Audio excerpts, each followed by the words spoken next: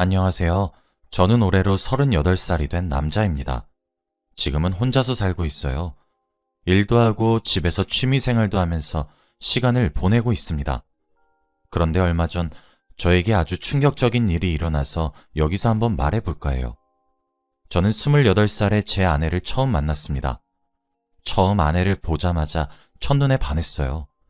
아내가 예쁜 편은 아니었지만 제 눈에는 한없이 예쁘고 사랑스러웠답니다. 그래서 저는 동네 카페에서 아내를 보자마자 바로 가서 제가 먼저 대시를 했어요. 아내는 처음에는 제가 이상한 사람인 줄 알고 거절을 하며 싫어했죠. 그런데 제가 매일 따라다니면서 좋아한다고 고백하니까 사귀어 주었습니다. 저는 아내와 사귀면 사귈수록 너무 좋아졌어요.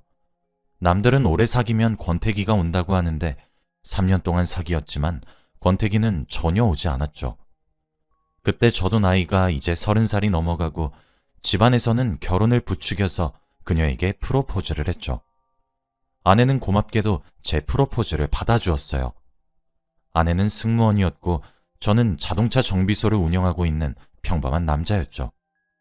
돈은 잘 못 벌지만 어릴 때부터 수입의 대부분은 저축을 하고 살았어서 모아둔 돈이 또래보다는 많은 편이었죠. 하지만 아내의 단점이라고 하면 단점이라고 할 수 있는데 아내는 모아둔 돈이 전혀 없었어요. 스트레스를 받으면 과소비를 하는 걸로 풀기 때문에 항상 쇼핑을 했고 월급 받으면 대부분을 다 옷을 사고 가방을 사고 하는데 다 써버렸죠. 그래도 그때는 콩깍지가 씌었는지 아내의 그런 모습도 예뻐 보였답니다. 제가 더 많이 일하면 된다고 생각했어요. 그런데 저희의 첫 트러블은 결혼 준비를 하면서 일어나게 됩니다. 결혼 자금이 생각보다 많이 들었어요. 대출을 받아도 부족했죠. 대부분 남자가 집을 사고 여자가 혼수를 사잖아요. 저는 어느 정도 모아둔 돈이 있었기 때문에 대출금을 조금 보태서 집을 살 수 있었지만 아내는 모아둔 돈이 전혀 없어서 혼수를 장만할 여력이 없었죠.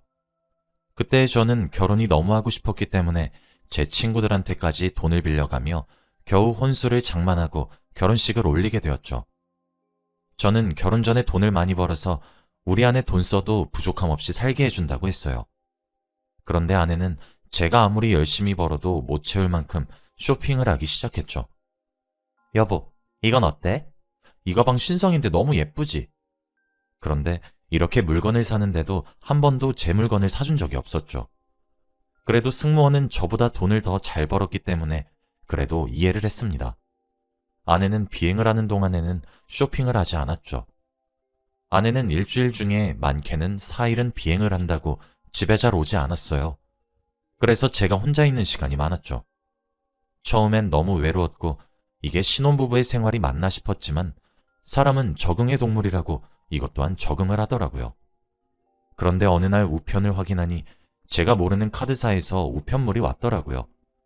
저는 다른 집 우편물이 저희 집에 잘못 들어왔나 싶어 확인해보니 저희 집 것이 맞았죠. 이름은 제 이름으로 되어 있었습니다. 저는 카드 가입을 한 기억이 없었는데 말이죠. 그런데 카드값이 자그마치 300만 원이 찍혀 있었습니다. 저는 한 번도 그렇게 큰 돈을 한 달 동안 쓴 기억이 없었거든요.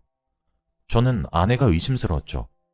우편을 확인하자마자 화가 머리끝까지 나서 아내에게 전화를 했지만 비행 중이었는지 전화를 받지 않았어요. 그런데 카드 사용 내역을 보니 백화점, 쇼핑몰 등등 전부 다 아내가 쇼핑을 해서 물건을 가지고 왔던 곳이었어요. 저는 이 돈을 어떻게 다 갚아 나가야 할지 막막했죠. 그때 아내가 전화가 왔고 왜 전화했어? 라고 하더라고요. 이 카드 뭐야? 카드값이 300만 원이나 나왔어. 아, 그래? 내가 이번 달에 쇼핑을 좀 거하게 했나 봐. 미안. 근데 여보, 갚아 나갈 수 있잖아. 저는 뻔뻔한 아내의 모습에 화가 더 났어요. 내가 네 카드값 갚아주는 사람이냐? 그리고 왜 명의를 내 걸로 신청해? 난 절대 안 갚을 거니까 네가 다 갚아. 라고 하며 전화를 끊었죠. 저는 정말로 카드값을 갚아줄 생각이 전혀 없었습니다. 이렇게 힘들게 돈을 벌어서 스스로 갚아 나가야 나중에 이렇게 과소비하는 습관을 고칠 수 있을 거라고 생각했죠. 그런데 한 달 뒤 모르는 전화번호로 전화가 오는 겁니다. 이민수 고객님 맞죠? 지난달 카드값을 아직 지불하지 않으셔서 연락드렸어요. 라고 했죠. 결국 아내는 300만 원 중 하나도 내지 않았어요. 저는 그때 카드값을 제가 내지 않으면 신용불량자가 될 것 같아서 어쩔 수 없이 오래 들여놨던 적금을 깨서 지불했습니다. 그날 밤 아내가 집에 오자마자 여보, 내가 카드값 내라고 했잖아. 왜 안 냈어? 라고 물었어요. 내가 300만 원이 당장 어딨어. 그래서 어떻게 됐는데? 여보한테 연락 왔어? 어. 그래서 어쩔 수 없이 나 어릴 때부터 들였던 적금 깨서 냈다. 봐, 결국엔 이렇게 방법이 다 있었으면서 호들갑은. 그럼 된 거지? 저는 저한테 고맙다는 말 한마디도 없는 아내가 너무 미웠습니다. 저는 돈을 벌기 위해 잠을 4시간만 자고 하루 종일 일을 했어요. 몸도 너무 힘들고 지쳤죠. 그런데 제가 그렇게 옆에서 힘들게 돈을 벌고 있는 모습을 보면서도 아내의 쇼핑 중독은 멈추지 않았습니다. 여보, 이거 둘 중에 뭐 살까? 돈이 어디서 나서 자꾸 산다는 거야. 다 방법이 있으니까 그런 거 물어보지 말고. 또 내 명의로 카드 만들고 사려고? 왜 내 걸로 만드는 거야? 네 걸로 만들어. 난 진작에 했지. 근데 이제 나 신용불량자 돼서 카드를 안 만들어주더라. 저는 그날 처음 알았어요. 아내가 신용불량자라니. 월급인 정해져 있는데 아내의 씀씀이는 날이 갈수록 커져갔습니다. 이러다가는 저도 정말 죽을 것 같더라고요. 그래서 아내 몰래 아내의 월급이 들어오는 계좌를 제 계좌로 바꾸고 아내가 돈을 쓸 수 없게 했습니다. 아내한테 예전에 주었던 카드도 신용카드에서 체크카드로 바꾸어 한정된 돈만 쓰게 했죠. 카드를 건네주면서 여보, 앞으로 이 카드 쓰면 돼 라고 말했어요. 이게 뭐야? 이거 체크카드 아니야? 이제 내가 용돈 줄 테니까 그 안에서 사고 싶은 건 다 사. 그리고 사고 싶은 거 있으면 돈 차곡차곡 모으고. 당신 미쳤어? 내가 용돈을 받으면서 어떻게 살아? 당신 결혼하기 전에 나한테 뭐라고 했어? 자기가 돈 많이 벌어서 나 부족함 없이 살게 해준다고 했잖아. 지금 그 말 다 거짓말이야? 나 그럼 사기 결혼 당한 거니? 난 그때까진 당신이 이렇게 돈을 많이 쓰고 다니는 여잔 줄 모르고 한 말이야. 한동안은 이렇게 용돈 줄 테니까 조금 나아지면 신용카드 줄게. 아내는 나중에 카드를 돌려준다고 하니 다시 조용해졌죠. 그런데 그날부터 집안에 있는 물건들이 하나씩 없어지는 겁니다. 처음에는 그릇이나 커피포트처럼 작은 것들이 없어지더니 나중에는 TV와 제 옷장에 있던 옷들도 없어지더군요. 여보, 나 여기 있던 검정색 니트 못 봤어? 내가 어떻게 알아. 잘 찾아봐. 그러면 내 패딩은? 그건 진짜 아무리 찾아도 안 나와. 나도 몰라, 여보. 처음에는 옷을 제가 못 찾은 줄 알았죠. 그런데 정비소에서 일을 하던 도중 손님께서 제 패딩과 똑같은 패딩을 입고 있는 겁니다. 패딩이 흔하다고 할 수 있지만 저는 오른쪽 팔꿈치 부분에 수선을 한 자국이 있어서 제 것이 확실했죠. 그래서 손님한테 손님, 이 패딩 어디서 사셨어요? 너무 예뻐서요. 라고 하니까 이거 중고장터에서 샀어요. 나름 싸게 샀어요. 라고 하셨죠. 그렇습니다. 아내는 제가 주는 용돈으로는 자기의 씀씀이를 감당하지 못해서 저희 집에 팔 수 있는 물건들은 다 팔았어요. 그 중에 제 패딩도 있었고요. 중고장터에서의 아내는 유명했어요. 좋은 물건들을 저렴하게 팔아서 유명한 판매자였죠. 그런데 웃긴 건 자기 옷이나 가방들은 팔지 않았고 제 물건과 집안 물건만 팔았어요. 자기 물건은 아깝고 제 물건은 아깝지 않았나 봐요. 그래서 저는 아내에게 어플로 물건을 사고 싶다며 익명으로 채팅을 보냈고 아내는 1분도 안 돼서 답장이 왔죠. 그 물건은 제 노트북이었거든요. 정말 비싸게 주고 산 물건인데 너무 저렴하게 팔아서 화가 났습니다. 그래서 그날 저녁 6시까지 집 근처 공원에서 만나기로 했죠.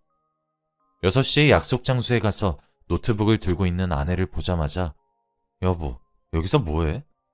아내는 당황을 하며 여보가 여긴 웬일이야? 라고 하더군요. 그 노트북 산다고 한 사람 나였어. 도대체 왜 이러는 거야? 이제 제발 그만 좀 해. 뭐? 그럼 여보 나 속인 거야? 그리고 내가 정말 이러는 이유 모르겠어?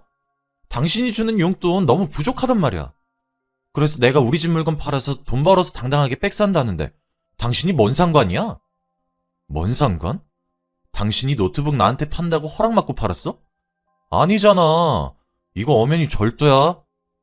저는 아내가 가지고 있던 노트북을 빼앗으려고 했고 아내는 뺏기지 않으려고 실랑이를 벌이다가 결국 노트북이 땅으로 떨어져 두동강이 나고 말았습니다.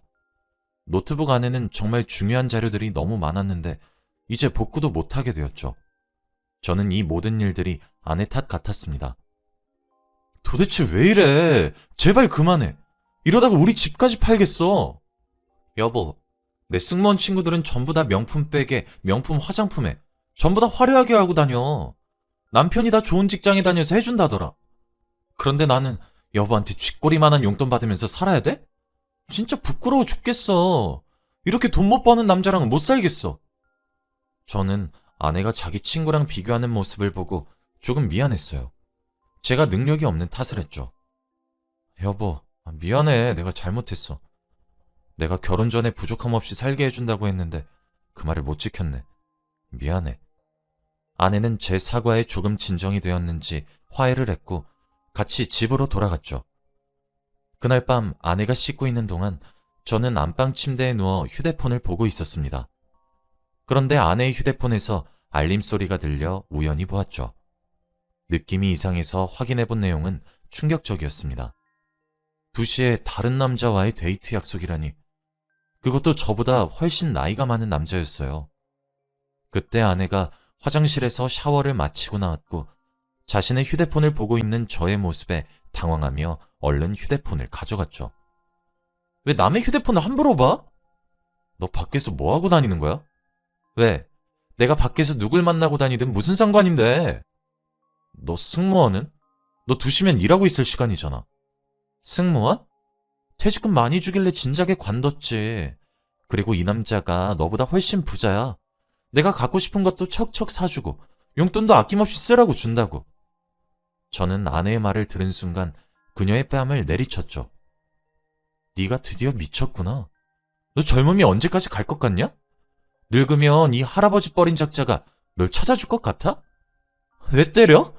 그리고 여보가 무슨 자격으로 내 뺨을 때려? 당신 이거 내가 고소할 거야. 당신은 그냥 용돈벌이로 만난 거야.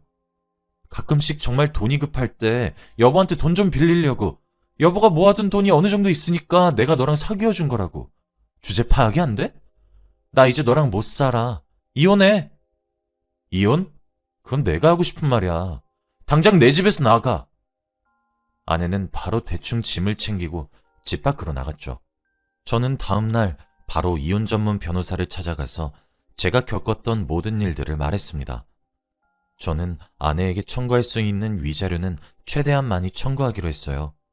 결국 저는 이혼 소송을 진행했죠. 그런데 아내는 연락을 받지 않았습니다. 이혼 서류에 도장도 찍어야 하고 위자료도 받아야 하는데 자기도 자기 잘못을 아는지 연락을 도무지 받지 않았죠. 결국 경찰서에 실종 신고를 했어요. 아내가 집을 나가서 오지 않는다면서요. 경찰은 혹시나 아내를 찾으면 연락을 드리겠다고 했죠. 그런데 한동안 연락이 오지 않았어요. 그렇게 한 달이 지나도록 아무런 연락이 없었죠. 그런데 다음날 경찰에서 연락이 왔습니다. 저기 이민수님 맞으시죠? 네, 맞아요. 아내 찾으셨나요? 네, 찾긴 찾았는데 경찰서로 지금 얼른 오셔야 할 것 같아요. 경찰은 떨리는 목소리로 말을 했고 저는 얼른 경찰서로 갔습니다. 그런데 민수님, 죄송해요. 아내분은 시신으로 발견됐어요. 네? 도대체 왜요? 경찰의 말을 들어보니 아내는 그 남자를 만나면서도 돈이 부족했는지 사채까지 썼다고 해요. 그런데 아내가 돈을 못 갚은 것은 물론이고 이자도 제대로 못 갚아서 결국 원금보다 이자가 더 크게 불어나게 되었고 그 돈을 빌려준 사람들이 아내를 찾아가서 온갖 협박을 일삼았다고 합니다. 아내는 지속적인 스트레스로 인해 화병을 얻어 어느 날 갑자기 운명을 달리했다고 해요. 아내는 결국 돈 때문에 죽었죠. 저는 이 말을 듣고 슬프지도 않았습니다. 결국 자기 무덤 자기가 판 거라고 생각했거든요. 그런데 우려가 되는 게 저와 아내는 아직 정식적인 이혼관계가 아니어서 아내가 진 빚들을 제가 다 갚아야 하는 게 아닌가라는 생각이 들었어요. 하지만 요즘 법이 좋아져서 그렇지 않다고 하네요. 아내가 진 빚은 아내의 부모님에게 간다고 합니다. 처가댁 식구들이 불쌍했지만 그래도 어쩔 수 없는 거니까요. 저는 아내의 장례식에도 가지 않았어요. 아내의 영정사진 속 얼굴을 보기 싫었거든요. 몇 달 뒤 휴가가 생겨서 집으로 갔는데 저희 부모님께서 오랜만에 처가댁 얘기를 해주더라고요. 그런데 아내가 졌던 빚이 무려 3억이나 된다고 해요. 그 빚의 액수를 보고 장인어른은 심장마비로 쓰러지셔서 당장 수술해야 하는 상황이라 장모님 혼자 돈을 벌어야죠. 3억이면 두 분이서 평생 벌어도 부족한 돈인데 병원비까지 있으니 저는 너무 도와주고 싶었습니다. 저희 부모님은 극구 반대했지만 저는 아내가 미웠지 장모님 장인어른은 좋아했기 때문에 오랜만에 연락을 드렸어요. 그렇게 장모님을 만나서 돈 봉투를 전해드렸어요. 저는 정비소 있는 지역이 신도시로 발전을 해서 인구도 늘어나고 저희 지역에서 정비소를 운영하는 사람은 저밖에 없었기 때문에 월급도 올라서 경제적으로 넉넉했죠. 장모님은 내가 이 돈을 어떻게 받아? 자네가 우리 딸 때문에 얼마나 고생했는지 아는데 도로 가져가게. 나는 절대 못 받아. 장모님, 제발 받아주세요. 저 그냥 드리는 거 아니에요. 장인어른 수술하고 괜찮아지시면 갚으셔야 해요. 결국 장모님은 고민하시다가 제가 준 돈을 받으셨습니다. 그렇게 장인어른의 수술은 성공적으로 끝이 났고 아내의 돈도 갚아 나가시는 것 같았어요. 장모님과 장인어른은 자기들이 조금이라도 안 갚으면 자식들이 갚아야 한다며 그건 안 된다고 매일 새벽부터 밤늦게까지 일을 하셨죠. 저는 너무 안타까웠지만 제가 도울 수 있는 것은 여기까지인 것 같았어요. 아내가 빌린 돈을 제가 갖고 싶진 않았거든요. 그렇게 저는 평소와 다름없는 일상을 살고 있고요. 지금은 혼자 살고 있습니다. 저는 앞으로도 혼자 살고 싶어요. 제가 정말 좋아하는 여자가 이렇게 저를 배신하니까 제가 좋아해도 함부로 대시하고 그러면 안 된다는 걸 알았죠. 제 이야기는 여기까지입니다. 제 사연을 들어주셔서 감사합니다.